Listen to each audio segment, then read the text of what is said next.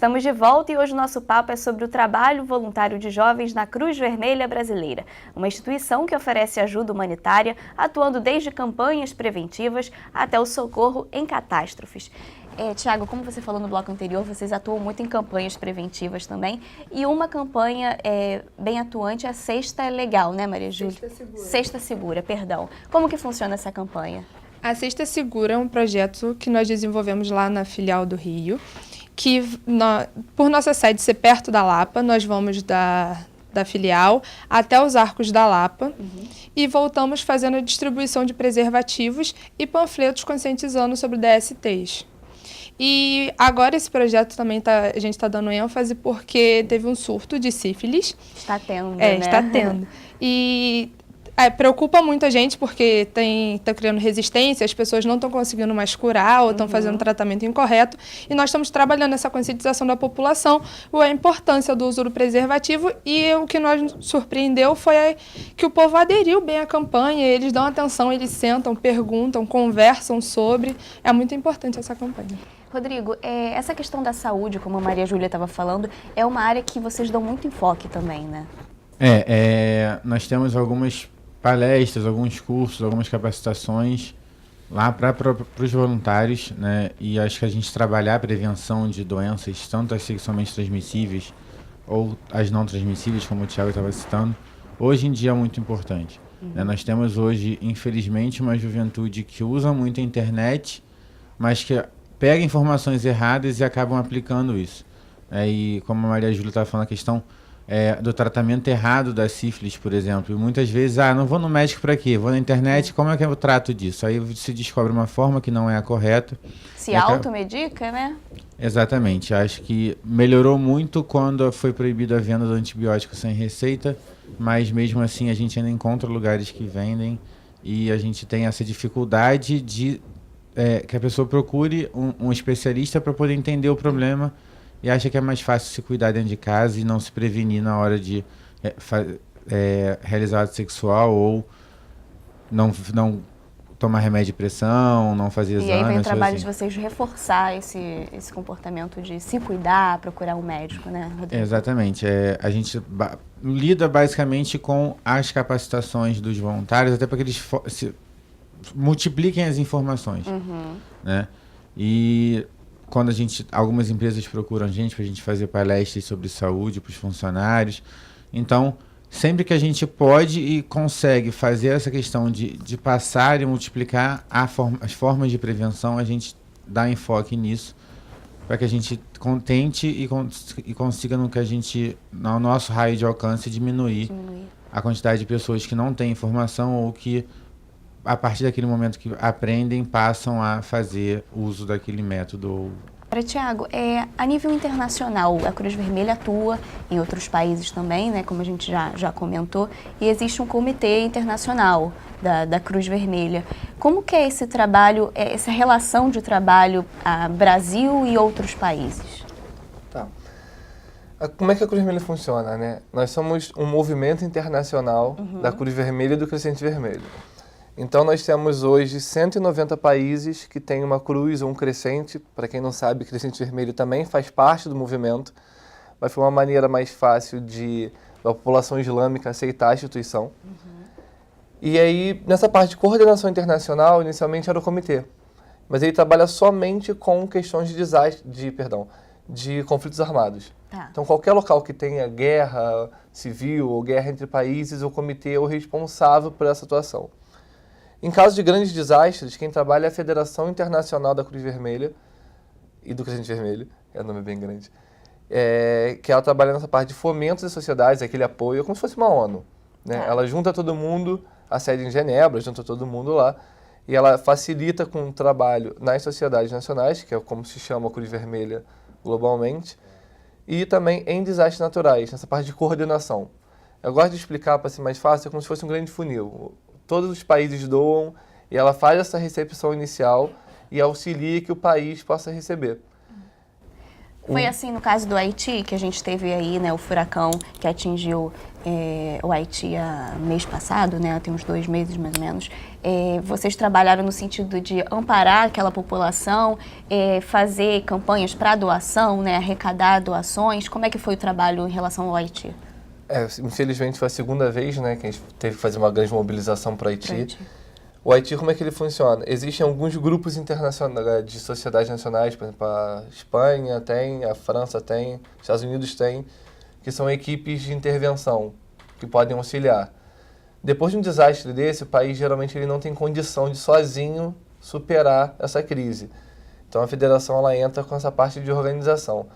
E ela abriu uma campanha global, aliás, está aberta ainda no nosso site, tem o link, ou no Facebook também, para você poder fazer uma doação. Essa doação vai direto para a conta da federação, vai ser convertida no valor que eles precisam, porque eles já vão comprar as necessidades específicas do projeto.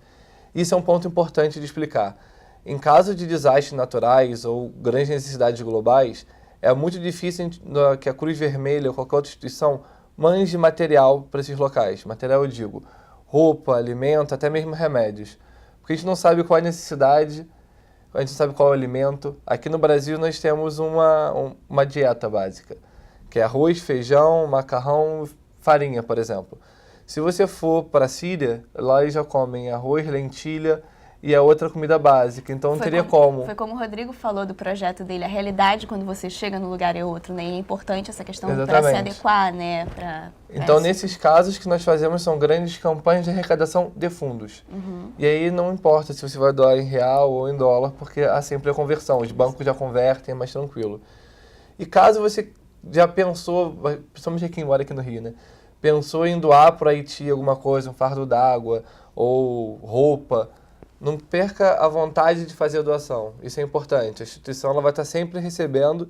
Nós temos, como as meninas e o Rodrigo já falaram, diversos projetos que há necessidade de ter esse tipo de material, ter esse tipo de doação. Então, tudo que for recebido na instituição vai ser redirecionado por pessoas que necessitem. O Brasil precisa muito. Então, a gente aqui no Rio, é só ver no entorno, a gente precisa de muito de apoio humanitário aqui na cidade. Então, é mais ou menos a linha que nós trabalhamos. É até bom você ter entrado nesse tópico, que é um assunto ainda que nós temos muita dificuldade de fazer com que a população entenda o porquê que a gente não manda roupa. Porque a logística é tão mais caro mandar, a dor de cabeça, digamos assim, né? Todo aquele processo é tão complexo que esse material ele pode ser muito mais bem direcionado numa necessidade local. Né?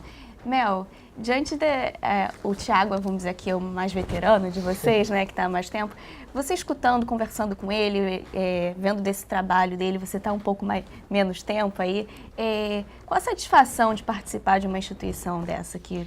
Eu acho que é uma satisfação enorme, porque eu me vejo crescendo dentro, porque ele dá espaço, a instituição dá espaço pra gente crescer. Então, assim, é muito importante, porque tem gente que chega lá, já é montado, eu não posso fazer nada. Não, ele dá espaço, ele fala, Mel, a gente tem um projeto para criar, Mel, vamos fazer. Então, ele dá espaço pra gente poder crescer lá dentro. Então, isso é muito importante. Você se vê aí nessas ajudas grandes, vamos dizer assim? Sim, sim. A gente pensa lá no alto, já pensa lá em cima, isso. Agora, falando dessas ajudas internacionais, é importante falar que vocês seguem alguns pilares, né? Algumas, por exemplo, a neutralidade. Os princípios, muito obrigada, os princípios. E tem a questão da neutralidade, que é, por exemplo, a ajuda em países com conflitos armados não se envolver em questão política, religiosa, né, ideológica. Isso é um enfoque que vocês dão para os voluntários quando vão para esses países? Mas nem só para os países, aí é qualquer ação nossa, né? Aqui, por exemplo, a gente está trabalhando bastante nos 7 princípios. Há 50 anos, o movimento ele pensou de que forma a gente poderia fazer com que o mundo inteiro, com diferença de língua, cultura e tudo mais, pudesse ter uma cruz vermelha mais igualitária. Leis têm que ser revistas, têm que ser adaptadas. Princípios são bases, são norte. Então, dentro dos 7 princípios, que são a humanidade, a imparcialidade, a neutralidade, a independência, o voluntariado, a unidade, a universalidade, levando a sequência. A neutralidade e a imparcialidade é o que faz muito a cara da Cruz Vermelha que a gente vê na rua. Que a neutralidade é a maneira como a Cruz Vermelha se porta. A Cruz Vermelha é uma instituição neutra. Ela não se põe de um lado ou de outro de um conflito ou qualquer situação religiosa, política. ou de gênero. E a imparcialidade é a forma como nós atuamos. Como nós, membros da instituição, na rua, vamos atuar. Então, por exemplo, né, temos um grupo de pessoas que a gente vai atender, a gente não vai separar quem é homem, quem é mulher. A única separação que existe é em gravidade ou risco dos casos. Se aquela pessoa está mais necessitada do que a outra, a gente vai atender primeiro quem tem mais risco de morte do que quem tem mais chance de recuperação. Então, assim, é a grande base. Eu acho que eu fiz muito tempo a formação da Cruz Vermelha, essa formação básica que o Rodrigo explicou, e a gente explica para todo mundo sempre que é uma base da instituição, mas é uma base que a gente pode levar para a vida. Se nós pensarmos que a gente possa ser mais humanitários, que a gente possa ser mais voluntário nos nossos atos do dia a dia, já facilita o nosso convívio como sociedade. Rodrigo, como a Mel falou dessa questão de satisfação de participar da Cruz Vermelha, qual a sua visão em relação a isso, essa sua satisfação também? Olha, Priscila, é muito gratificante. Eu acho que a gente está, né, nessa questão que a gente está na questão dos projetos, do que o Thiago está falando, na questão das doações. E quando você chega num projeto que a gente tem à noite, por exemplo, que a gente distribui roupa, alimento para morador de rua, e que você vê que eles são pessoas que, né, estão em uma situação de vulnerabilidade social, dormindo na rua, às vezes nem porque perderam tudo, mas porque eles não têm oportunidades. E aí você vê que o reconhecimento dessas pessoas quanto à instituição, que eles mesmos se organizam para que possam receber sem confusão, já sabem, eu já recebi roupa hoje, não, dá para fulano de tal porque não recebeu.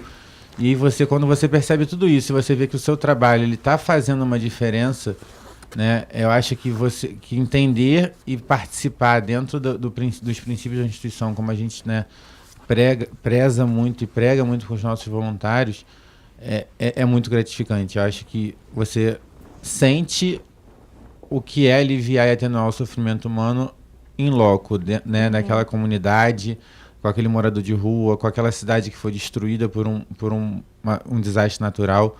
Eu acho que é você sentir a essência da instituição dentro da realidade onde você está fazendo um projeto ou vivenciando. E assim, o mundo é tão grande, você sentir que está fazendo a sua parte é incrível, né, Rodrigo? Por menor que seja, pela roupa que você vai doar para aquela pessoa ou pelaquela família inteira que você vai ajudar porque teve a casa destruída num desastre, não interessa a intensidade, a quantidade de ajuda que você faça. Ela é gratificante de qualquer forma. Bom, então quem está assistindo se animou de querer participar da Cruz Vermelha, quer ser um voluntário, quer ajudar o próximo, como que faz, Rodrigo? Bom, só basta procurar a gente. O prédio da Cruz Vermelha fica ali no centro da cidade, na Praça da Cruz Vermelha, em frente ao INCA. Terceiro andar, procurar a Mônica, que é a nossa gestora de voluntariado, de segunda a sexta, de 9 às 13 horas, ou mandar um e-mail para a gente, que é o voluntariado@cruzvermelharj.org.br. Telefone? Vocês têm telefone? 2508-9090. E aí a pessoa pode ligar para ter mais informações. É só ligar para lá para ter mais dúvidas. informações e fazer a inscrição para os próximos cursos de capacitação. Maravilha, gente. Participem. Gente, muito obrigada pela presença de vocês. Muito bacana escutar esses depoimentos. É muito bonito o trabalho de vocês, tá? Obrigada e boa sorte aí nas próximas ações, nos próximos projetos. E obrigada a você que acompanhou o nosso bate-papo de hoje. Você pode rever este programa acessando o nosso site www.alerj.rj.gov.br. Nós também estamos no YouTube. É só acessar o canal do TV Alerj, que aparece aqui na sua tela. A gente se encontra semana que vem com mais Papo de Juventude. TV Alerj, o canal do povo fluminense.